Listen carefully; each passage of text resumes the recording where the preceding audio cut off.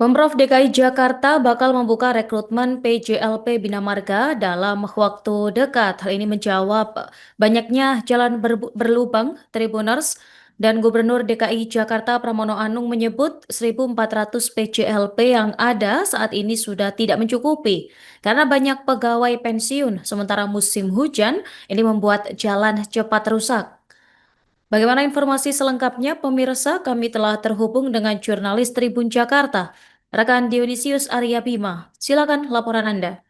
Iya Nurma dan juga pemirsa Tribuners, jadi memang Gubernur DKI Jakarta Pramono Anung ini kemarin telah menyetujui adanya penambahan atau rekrutmen PJLP dari Dinas Bina Marga atau yang biasa disebut Pasukan Kuning. Keputusan ini diambil dalam rapat terbatas penanganan banjir yang digelar oleh Pemprov DKI Jakarta pada Kamis kemarin. Dalam rapat tersebut juga dijelaskan bahwa saat ini jumlah petugas pasukan kuning yang ada di Jakarta ini berjumlah sekitar 1.400 orang dan dianggap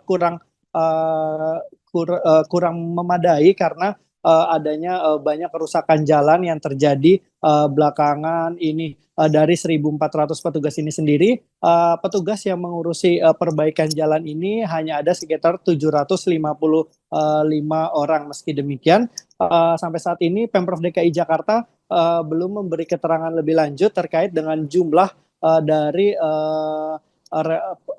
pegawai yang nantinya akan direkrut. Nantinya informasi lebih lanjut akan disampaikan oleh Dinas Bina Marga DKI Jakarta. Sebagai informasi tambahan juga Tribuners, sepanjang Januari ini Dinas Bina Marga DKI Jakarta ini sudah memperbaiki sekitar 6.000 titik jalan rusak yang ada di DKI Jakarta, baik itu di jalan protokol maupun di jalan lokal. Meski demikian, perbaikan ini hanya dilakukan sementara karena curah hujan yang cukup masih tinggi di Jakarta, sehingga perbaikan permanen ini nanti baru akan dilakukan setelah cuaca membaik. Untuk saat ini perbaikan hanya dilakukan dengan penambalan saja, penambalan lubang-lubang untuk memastikan jalan tersebut aman untuk dilalui pengendara khususnya sepeda motor.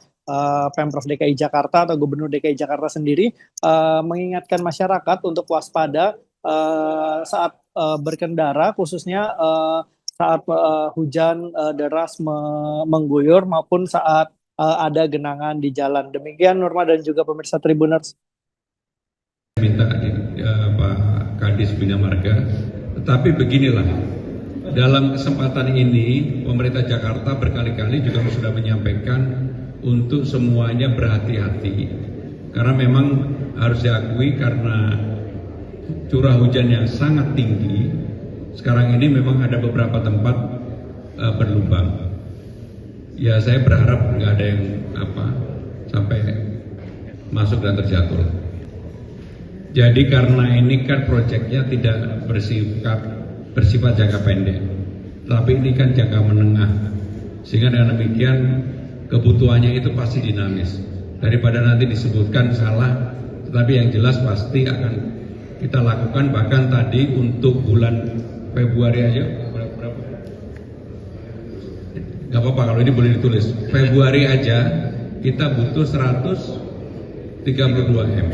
Dan sudah disetujui pembebasan. Ada lagi?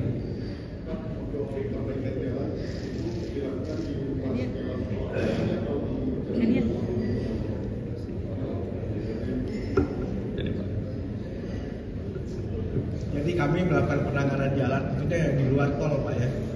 Jadi semua jalan-jalan di Provinsi DKI di luar tol itu akan kami tindak lanjuti. Ya.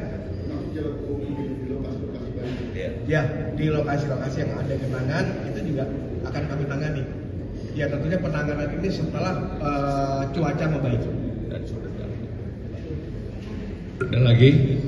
Mau perdalam dua pertanyaan tadi. Pertama terkait yang jalan rusak tadi kan untuk penambalan ini kan sebutnya jangka pendek. Nah lalu Kak, setelah musim hujan reda dan masuk musim kemarau, apakah ada perbaikan yang secara permanen? Lalu yang kedua terkait rencana normalisasi Kali Cakung Lama, ini kan kayaknya kan belum dianggarkan di tahun lalu ya Pak, karena ini baru diputuskan karena melihat kondisi banjir. Nah, kira-kira aja nih Pak, kapan sih pelaksanaan normalisasi ini? Mengingat kan sekarang juga masih awal tahun dan mungkin kas daerahnya belum cukup gitu Pak, realisasinya. Jadi untuk normalisasi Cakung Lama itu sebenarnya ada beberapa segmen. Yang kemarin segmen di Rawa Indah, Kelapa Gading ya, atau Cakung.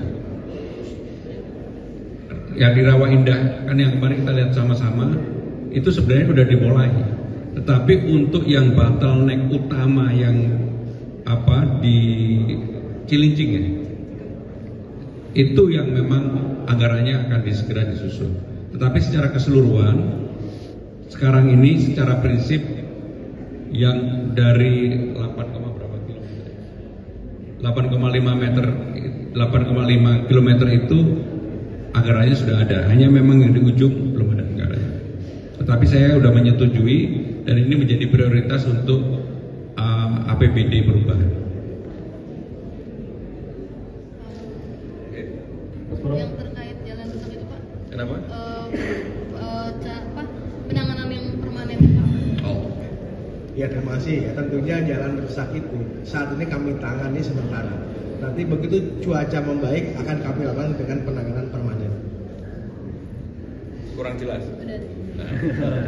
Udah ya, cukup ya. Oke, makasih. Terakhir.